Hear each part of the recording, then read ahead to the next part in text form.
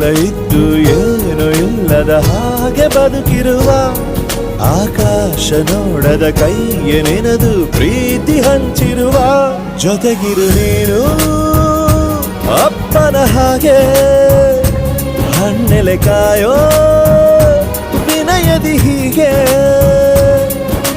ನಿನ್ನನು ಪಡೆದ ನಾವು ಪುನೀತ ಬಾಳು ನಗು ನಗುತ್ತ ಬೊಂಬೆ ಹೇಳುತ್ತೈತೆ ಮತ್ತೆ ಹೇಳುತ್ತೈತೆ ನೀನೇ ರಾಜಕುಮಾರ.